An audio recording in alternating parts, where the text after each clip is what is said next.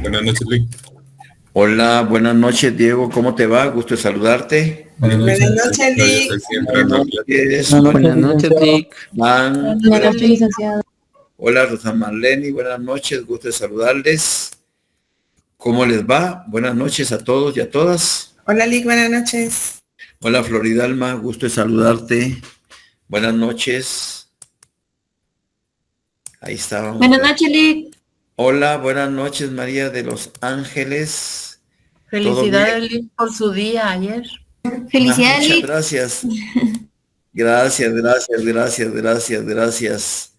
Aunque yo siempre he dicho que el día del abogado es gracias. El día del abogado, el día del padre, el día del maestro, es todos los días, porque cada día es una nueva oportunidad que tenemos, porque la vida es así y hoy está, pues, pero hoy en la noche pasa un misterio tan enorme que independientemente de que nos vayamos a dormir, antes de dormir, hacer las oraciones, el lavarse los dientes, bueno, prepararse.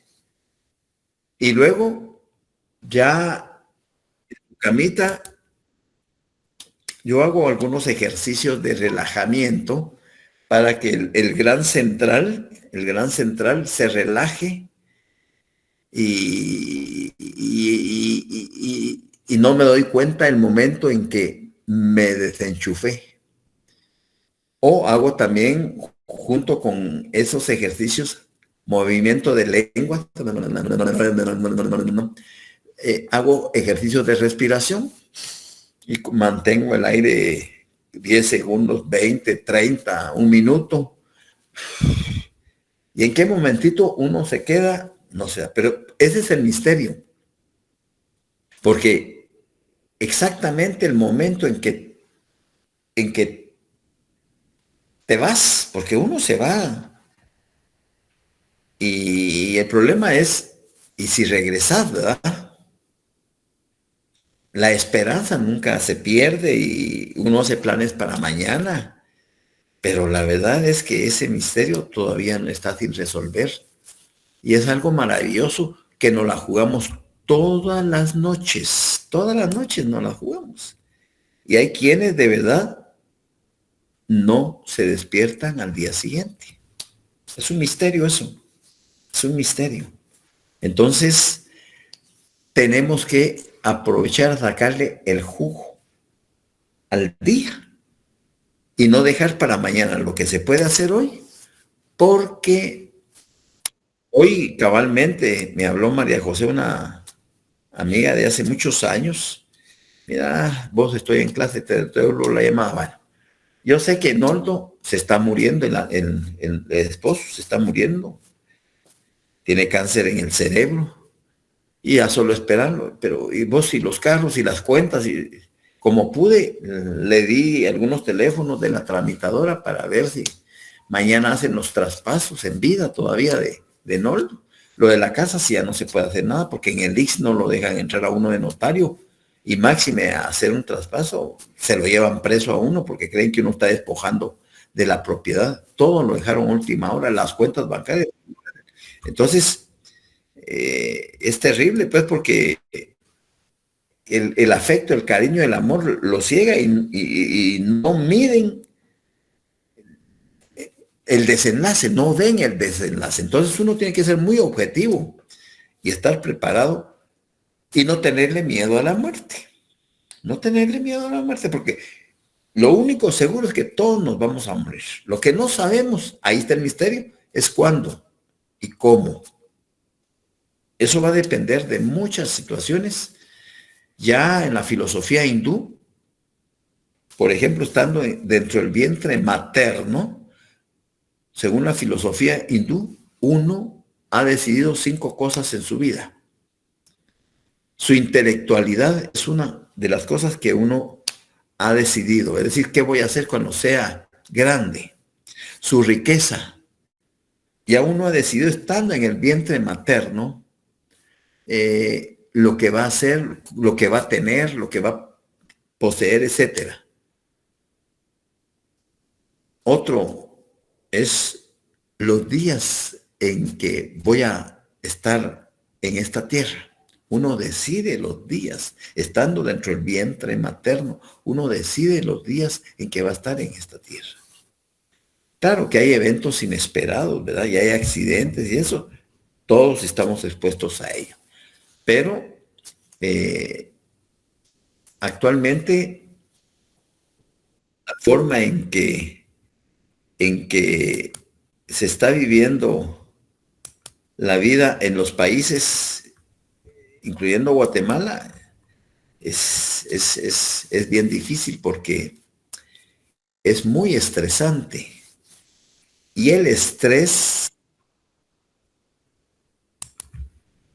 se empodera de tu mente, y al empoderarse de tu mente, provoca shock biológicos, y entonces el cerebro manda la orden de sanación y de una orden de reingeniería y de restablecimiento de las funciones normales, pero el problema es que ese estrés es tan agudo que se desesperan las personas y luego ya van con el médico, sin ofender si hay algún médico acá, con todo respeto, por supuesto. Van con el médico y entonces el médico pues les receta X medicamento. Y efectivamente ese medicamento probablemente te vaya a aliviar la molestia que tiene en determinado órgano. Pero los efectos colaterales, los efectos secundarios del medicamento, te van a hacer pedazos otros órganos. Y ahí es donde entonces el cerebro dice, bueno, yo ya había mandado la orden de, pero te metiste químicos a tu cuerpo, ahí ya no puedo hacer nada. Así que jódete, seguí con tu químico. Y el proceso es que uno se va a morir porque en los Estados Unidos, en una encuesta que le hicieron a 78 oncólogos, les preguntaron de viva voz, mire, si su papá, si su mamá, si su hijo, si su esposa, si su hija, si su hermana, si su hermano, si su tío, es decir, tuviera cáncer, usted recomendaría quimioterapia, radioterapia. De los 78 oncólogos, 76 dijeron no, que no les recomendaría a sus parientes quimioterapia ni radioterapia, químicos. Solo 2 dijeron que sí. Y entonces usted, ¿por qué lo primero que recomienda es quimioterapia, quimios o radioterapia? Y entonces ellos explicaban que adscritos al colegio de médicos, por decirlo así, llamémosle así, ellos tienen que seguir las instrucciones que dictan las farmacéuticas y los grandes laboratorios. Porque si no siguen las directrices que dan esas gran multimillonarias empresas de químicos, les quitan el carnet de médico para que puedan seguir ejerciendo. Y entonces eso sucede en todas partes del mundo, en todas partes del mundo. Nosotros somos una máquina perfecta, somos un reloj suizo, somos hechos a imagen y semejanza de Dios, somos cuasi perfectos. O sea, ustedes saben que la Tierra tiene 3/4 partes de agua y una de materia, de tierra. Nuestro organismo es como la Tierra, el planeta Tierra. Nuestro organismo tiene 3/4 partes de agua, nuestro cuerpo, y una de materia, de huesos y carne. Y las 3/4 partes son agua. O sea, nosotros somos naturaleza. Somos energía pura. Toda nuestra toda nuestra accionar es proveniente de impulsos eléctricos, ¿ya? De impulsos eléctricos. Salvo aquellos adictos que ya están metidos en la adicción, cualquiera que ésta sea, por mucho tiempo, 20 años, por ejemplo. Entonces, si es el alcoholismo, por ejemplo, después de 20, 25 años de ser un enfermo alcohólico, porque todos somos enfermos alcohólicos después de que probamos una gota de alcohol, ya entramos dentro del mundo del alcoholismo, que nos mantenemos socialmente bien y compartiendo, pero ya entramos dentro del mundo de la enfermedad alcohólica. Y la gran mayoría no reconoce que el alcoholismo es una enfermedad. Ustedes que conocen a alguien que tiene problemas con el licor y le dicen, mire, pero usted es un enfermo alcohólico. No, yo no soy enfermo alcohólico. Yo tomo cuando a mí me da la gana. Yo no le estoy pidiendo a nadie, yo no estoy molestando a nadie. Yo tomo cuando tengo mi dinero. O sea, esa negación. Desde ese momentito, ese cuate está mal. Y lo mismo con cualquier adicción, con el sexo, con las drogas, con la comida, con los juegos.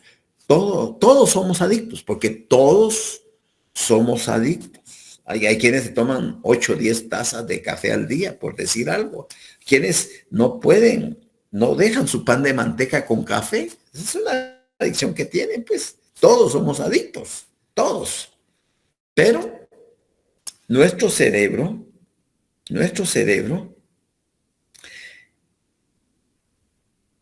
y les cuento esto. Sale lo de la Tierra, porque ustedes saben, alguien se recuerda de la tabla periódica de los elementos, cuando estudiaron química. ¿Alguien se recuerda de la tabla periódica de los elementos? ¿Ah? Sí, yo sí. Bueno, al día de hoy, ¿cuántos elementos se han descubierto al día de hoy?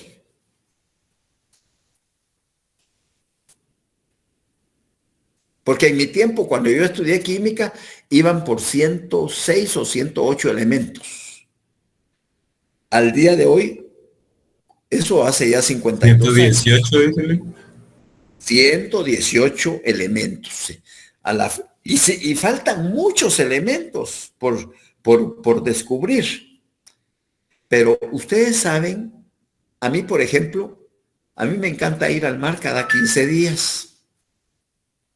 Pero desde que pasó ese problema en el kilómetro 44-45, no he podido ir al mar. Porque se hace ida y vuelta 6, 8 horas. Entonces ya no disfrutas. Ya no disfrutas. Entonces, pero ustedes, Nancy, dime. Pero ya se puede pasarle. Yo antes salía de Guate a las 5 de la mañana y lograba llegar a Escuintla a la 1 de la tarde. Y hoy ya se pasa normal. ¿Así? Bueno, sí, pues de repente que me voy a animar de aquí a unos 15 días, ojalá. Sí, ya se pasa normal. Ojalá. Bueno, muchas gracias. Pues ustedes, yo cada 15 días me gusta ir al mar, pero no he podido ir desde el problema ese, del socavón. ¿Ustedes saben cuántos elementos tiene el agua del mar?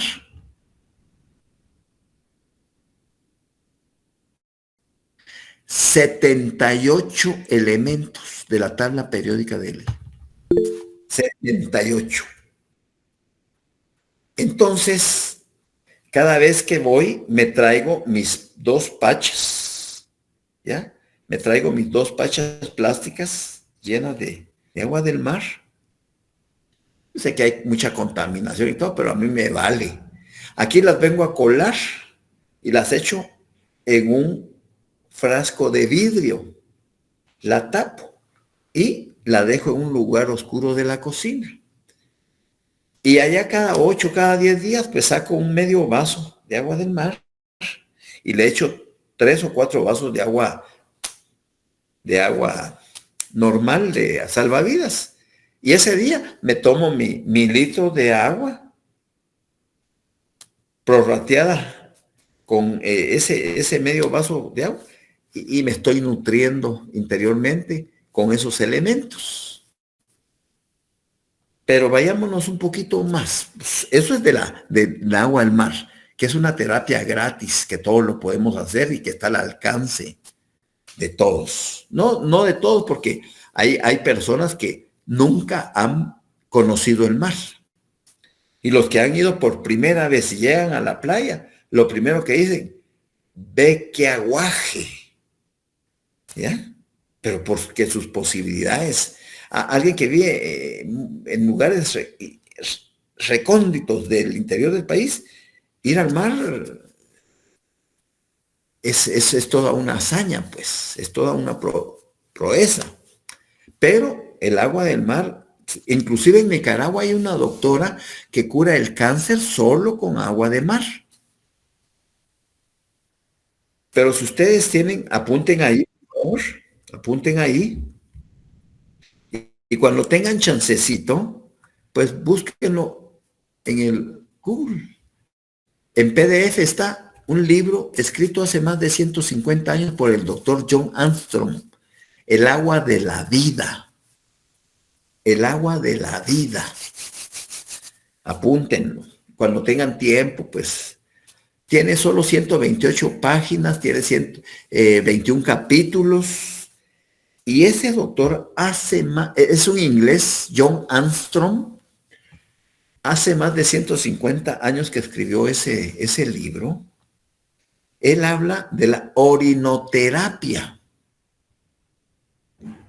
Es decir, una terapia que consiste en que yo puedo beberme mi propia orina.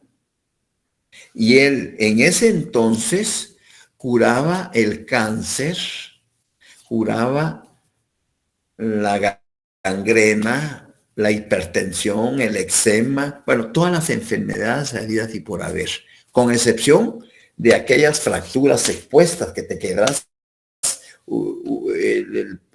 la tibia o el peroné. No, ahí no, porque eso necesita una intervención quirúrgica para que te solden los clavos, te los pongan clavos, etcétera. Pero enfermedades producidas en el organismo por los órganos, pues él las curaba con ayuno y la ingesta de orina. Pero lean el libro despacio, lean el libro despacio, sigan investigando, porque esos libros a las droguerías y a los laboratorios y a las farmacéuticas no les conviene que sean conocidos por el populacho, porque entonces sus ventas se vienen abajo. Y por eso es que por ejemplo, el doctor Hammer, esto ya fue en el siglo pasado, en 1960. 1960 el doctor Hammer descubrió las 5 leyes biológicas. Y esas 5 leyes biológicas responden a la forma como el cerebro regenera, sana, manda la orden para que estemos en buen estado de salud. Pero ¿qué hacemos? Ni siquiera se nos aparece un medio resfriado, una tosecita así, y ya, a la farmacia, un Panadol, un esto, un aquello. Pero el cerebro ya había dado la orden de regeneración del órgano o de las células que estaban provocando ese malestar, porque el cuerpo necesita, por ejemplo, tienes una diarrea, la diarrea está limpiando todo el aparato, ¿ya? Digestivo, pero nosotros nos asustamos. Y entonces, y vamos con el doctor y tome, no. Lo que hay que hacer ahí es tomar suero para no dejar de hidratarse. una vez nos mantengamos hidratados, no va a haber ningún problema. Y las deposiciones que sean, al nivelarte con el suero, puedes tú mantener tus niveles. Pero vamos luego con el médico y el médico, mire, tómese esto, echa cuestiones químicas que probablemente te van a aliviar te van a cortar la diarrea, pero los efectos secundarios y colaterales van a repercutir en tus riñones, en tu hígado, en tu esto, en aquello. Entonces ese es el problema. Imagínense que ese libro tiene ya tantos, y en la antigüedad, así se curaban, pues, con la orinoterapia. Pero el problema es el miedo. El miedo. ¿Cómo hacer eso que yo me tome mis propios orines? No, guácale, no. Es más difícil tomarse un vaso con cerveza que un vaso de orina. Pero eso es cuestión cultural. Ahí se las dejo porque si no sigo hablando y aquí estamos en Diego. Mire, quería hacerle una pregunta, 2 preguntas de un laboratorio, del laboratorio 11. ¿Cómo no?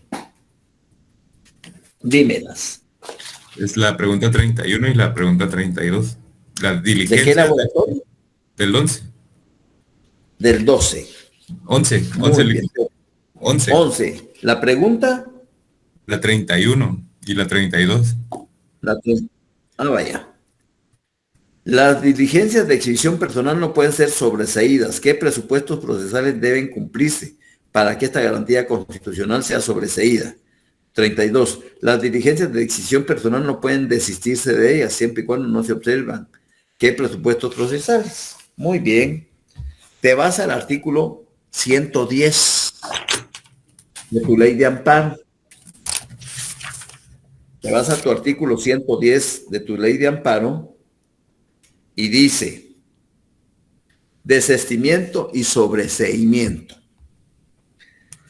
Las diligencias de exhibición personal no pueden ser sobreseídas ni se pueden desistir de ellas. Y aquí está la respuesta, subráyalas. Ajá. Mientras no se localice al detenido, agraviado o desaparecido. Ahí están los presupuestos procesales. Yo sí la tenía así, solo tenía 2. La 32 es la misma, ¿verdad? Es la misma. Okay. ¿Por qué? Te voy a poner el caso concreto. Cristina Sicavisa. El proceso de ella sigue abierto. Ajá. Es cierto que el Roberto Barreda, el marido, se presume que murió, ¿ya? Porque eso es lo que nos dieron las noticias, y entonces el abogado de Roberto Barreda presentó una certificación de defunción de Roberto Barreda al juez que está controlando esa investigación, y como ya falleció, el juez sobreselló la causa a favor de la persona fallecida, pero el proceso sigue abierto porque hay otros vinculados y el Ministerio Público, que tiene una fiscalía especial para indagar, ese proceso va a seguir abierto hasta en tanto no se encuentre viva o los restos de Cristina Sicavisa. Así es sencillo. Así de sencillo. ¿Ya? Entonces, el caso de la señora hondureña gringa que vino a operarse estéticamente ante el expertise del doctor Maluf, ella se dio por desaparecida por un tiempo. Y cabalmente, si no fue la familia, ya este doctor Maluf ya era famoso porque había matado 2 o 3 personas más, pero nadie dijo nada y con la plata les pagó y el Ministerio Público ahí se hizo loco y no. Pero aquí vinieron, entró la embajada de los Estados Unidos porque ella era ciudadana estadounidense y entonces el Ministerio Público se puso las pilas y ahí está el proceso. Quiere decir que encontraron algunos restos, la cabeza no. Algunos restos allá por el volcán de Pacaya, en una finca del volcán de Pacaya. No sé si ya dieron a conocer a través del ADN que esos restos encontrados pertenecían a la señora. Eso sí, hasta ahí no te lo puedo decir porque no lo sé, pero otro caso reciente de hace unos años. Sí era ella. Sí era ella, ¿verdad? Entonces, en ese caso, pero no han localizado la cabeza. Solo encontraron restos, huesos, pero no la cabeza. Y hasta que no den con el paradero de la cabeza, entonces no pueden circunstancialmente dar por cerrado el caso, independientemente que ahí existen agravantes por la forma en que procedió, por alevosía, con ventaja, con nocturnidad, asociado con otros, aunque ya unos se declararon testigos protegidos y declararon en contra de él siendo trabajadores. Entonces, qué caso más espeluznante, pues, como profesional. Pero como son gente de mucha plata, ellos resuelven sus problemas con el dinero. Pero en este caso, intervino la embajada de los Estados Unidos porque ella era ciudadana estadounidense y entonces ahí la situación cambió. ¿Ya? Y lo que se puede esperar es que sea condenado a mínimo 50 años de prisión, pues. ¿Ya? Más las responsabilidades penales civiles y la reparación digna. A ver en qué para. Pero entonces la respuesta es esa, ¿verdad? Una exhibición personal nunca puede ser sobreseída o desistida hasta que no aparezca el sindicado, el agraviado o, como dice, el desaparecido. Y en este caso, el Ministerio Público, en esta Fiscalía Especial, seguirá investigando, pero imagínense que si lo llevaron la cabeza a las 3 calaveras o le echaron en un ácido.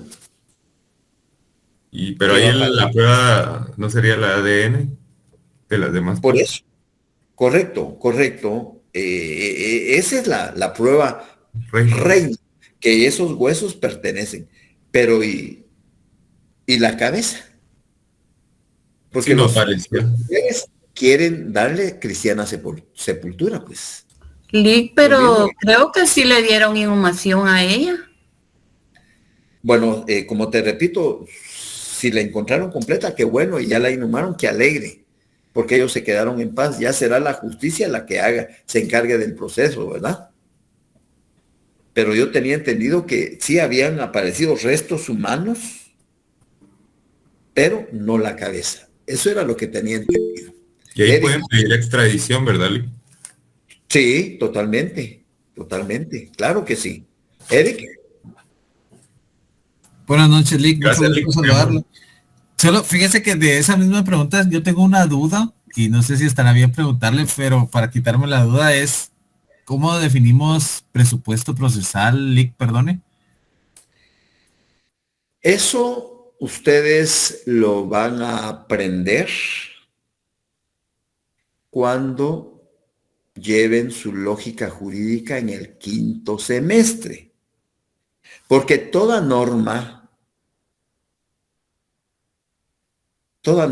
procesal tiene presupuestos con sus consecuencias. Solo te voy a poner a guisa de ejemplo para que me comprendas tu duda. Dice, no sé qué artículo es del Código Penal, el homicidio. Comete homicidio quien diere muerte a otra persona.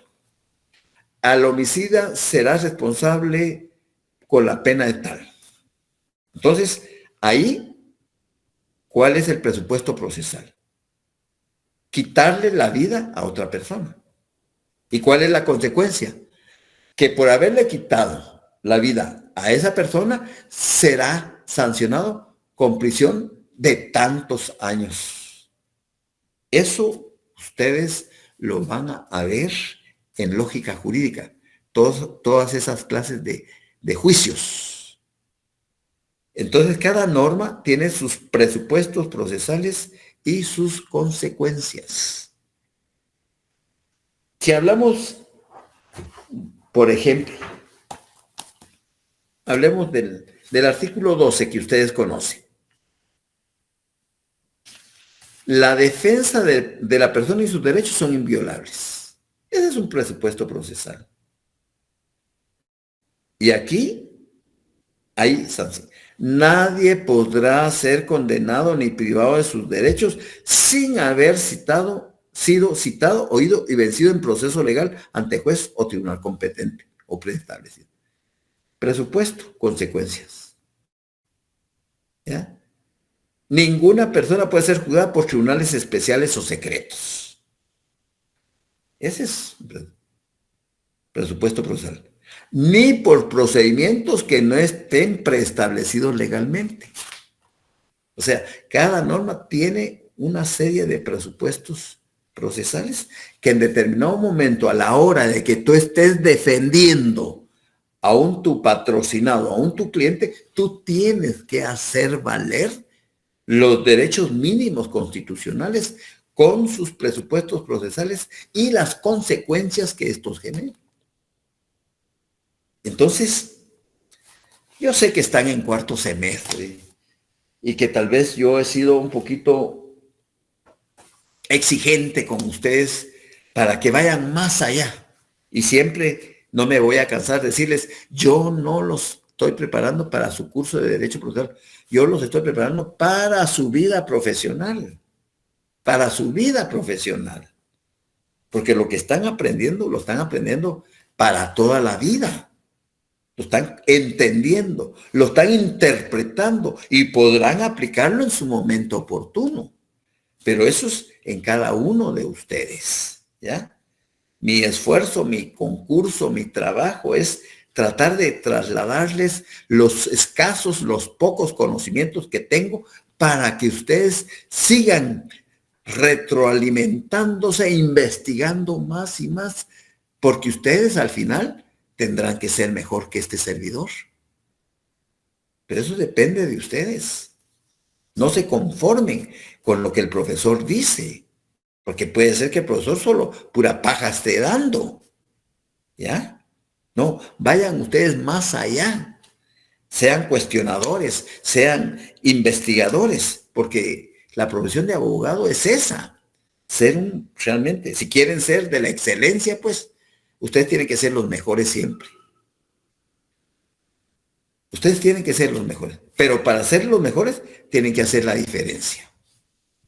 Y la diferencia se hace ¿cómo? Quemándose las pestañas. Qué alegre.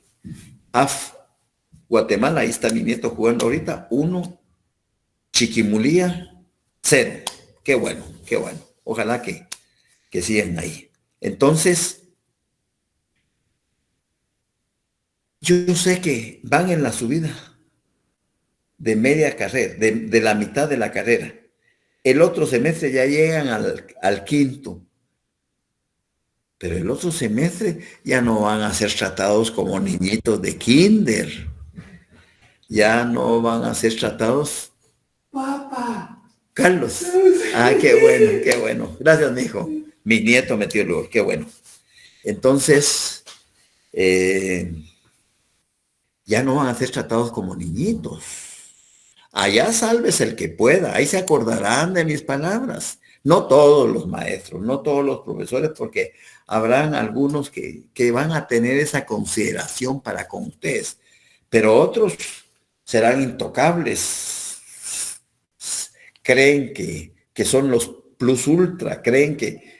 Y ustedes, la ley, todo está en la ley.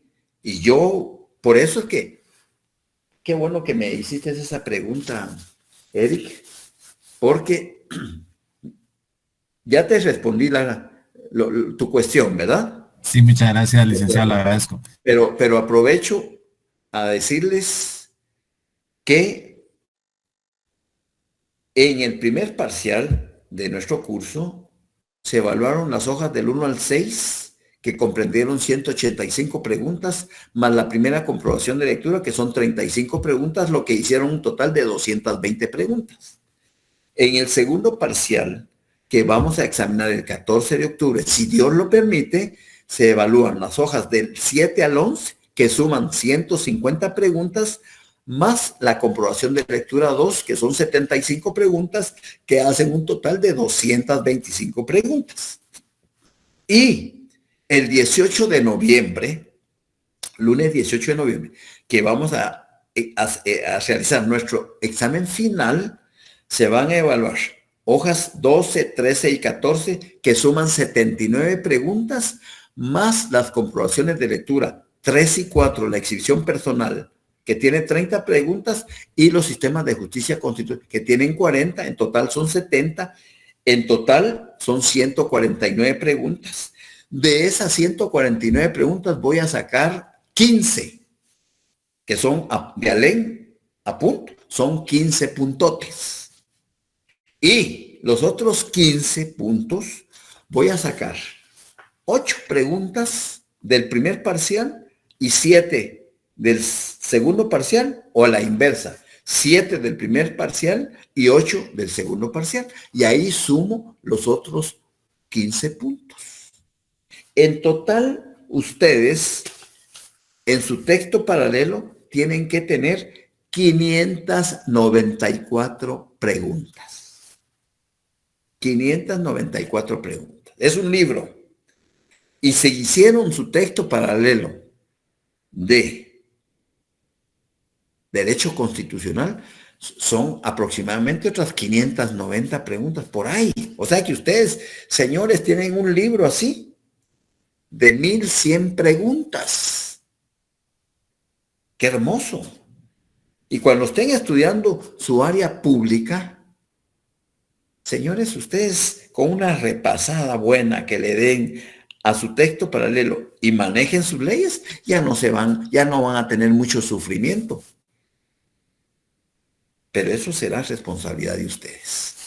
¿Estamos? Muchas gracias, Lic. Sí, gracias. Muy bien. Bueno, entrémosle entonces Lic, ¿en qué juega su nieto?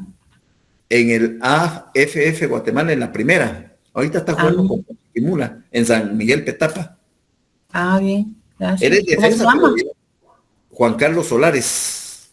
Ah, muy bien. Es hijo de uno de mis hijos que llega a ayudar. Uno que tuvo problemas en un accidente y quien perdió el habla y perdió la memoria reciente.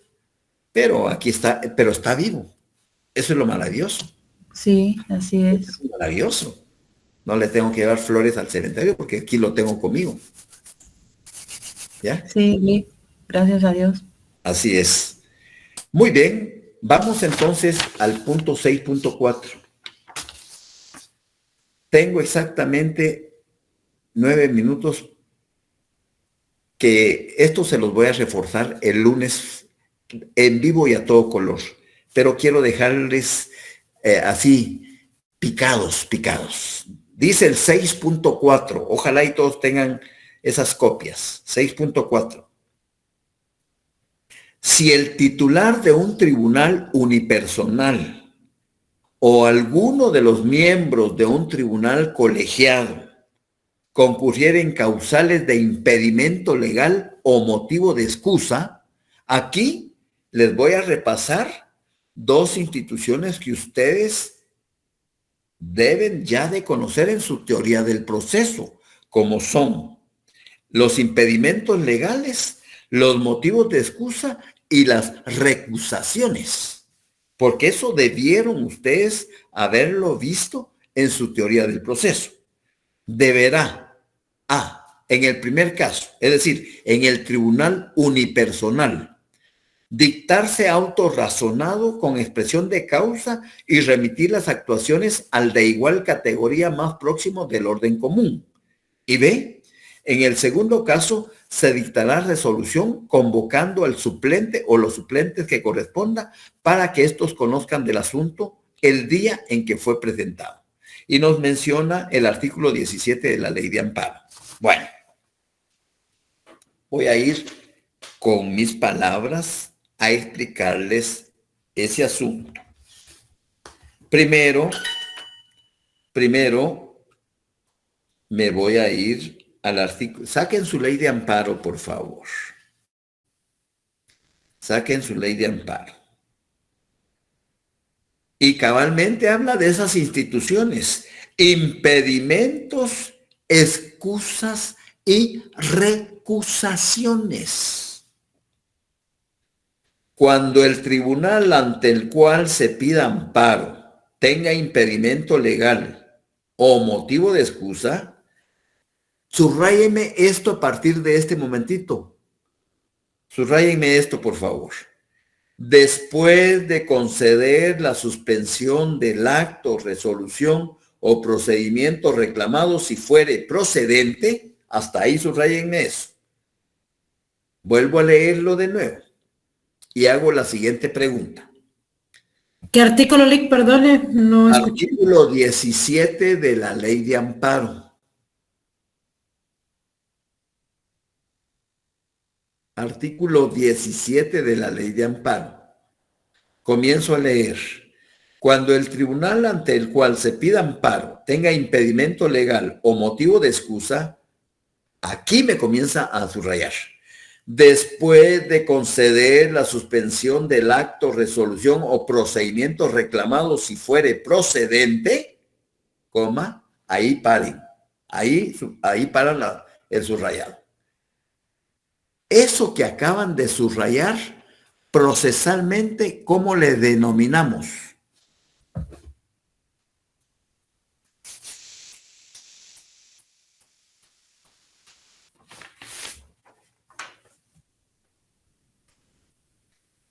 ¿Cómo se llama el artículo, Lee? Impedimentos, excusas y recusaciones. Solo lo que subrayaron, Diego, por favor. Un impedimento, Lee. No, vuelvan a leerlo. Después de conceder las... Ahí está la clave, es que ustedes no saben interpretar. La suspensión. Después de conceder la suspensión del acto, resolución o procedimiento reclamado, si fuere procedente, ¿cómo le denominamos a eso? Resolución. ¿Y el amparo provisional? Amparo provisional, Erika.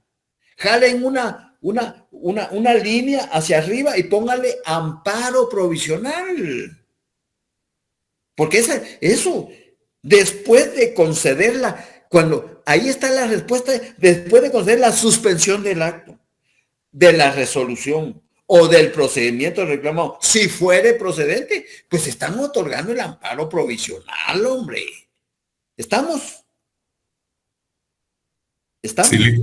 Bueno, sigamos. Dictará. Ahora me comienzan a subrayar esto. Autorrazonado con expresión de causa y pasará inmediatamente los autos al de igual categoría más próximos del orden común. Eso que les acabo de decir, me lo subrayan. Vuelvo a decir. Dictará, eso no lo subrayen. Autorrazonado con expresión de causa y pasará inmediatamente los autos al de igual categoría más próximo del orden común. ¿Cómo le denominamos a ese precepto procesal?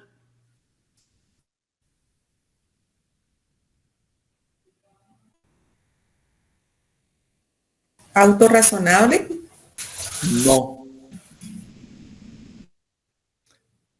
Ya lo vimos muchas veces y lo vimos presencialmente. Vuelvan a leerlo, comprendan, interpreten, por favor.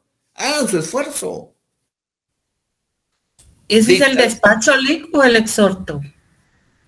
Tendría que ser como un encauzamiento. No. Rosa Marlene tiene razón, pero no puede decir café con pan, no. O es despacho o es exhorto. Sería el despacho. Es de igual a igual.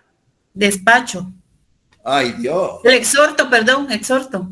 De igual a igual Exhorto. es exhorto. Entonces, Ah, exhorto. jalen ahí y pónganle exhorto. Exhorto, ahí hay un exhorto.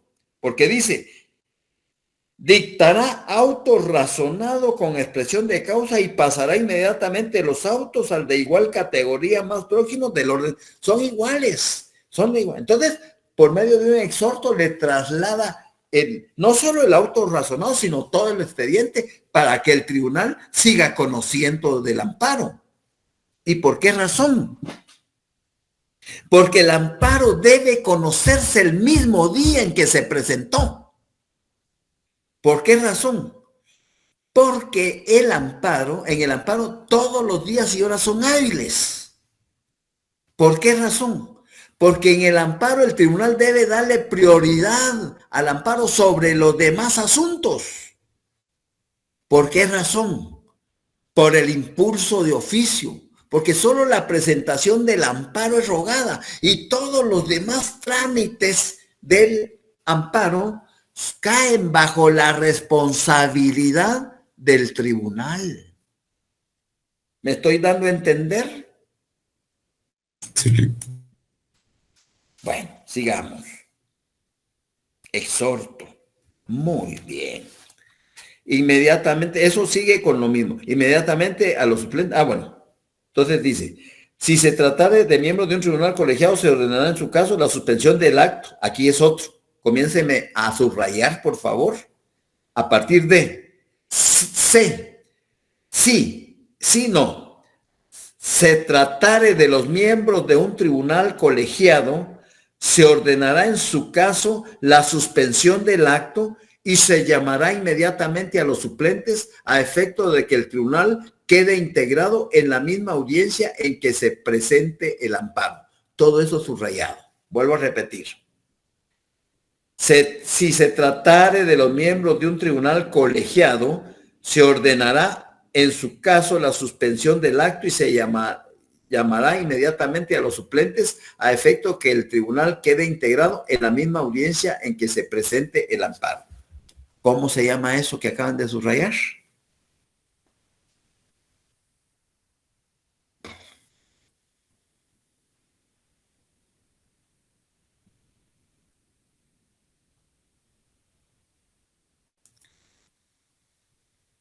¿Cómo procesalmente, cómo se llama eso, Luis? Suspensión provisional del amparo.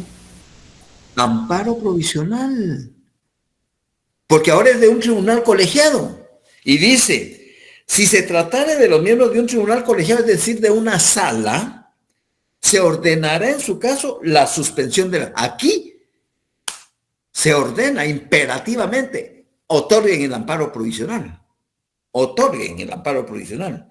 Se ordena en su caso la suspensión del acto. Y se llama inmediatamente a los suplentes a efecto de que el tribunal quede integrado en la misma audiencia en que se presente el amparo. ¿Por qué? Porque el amparo debe de ser conocido en el mismo día en que se presentó a la sala. Y con esto termino, se los voy a seguir explicando el próximo lunes, si Dios nos lo permite. Muchas gracias.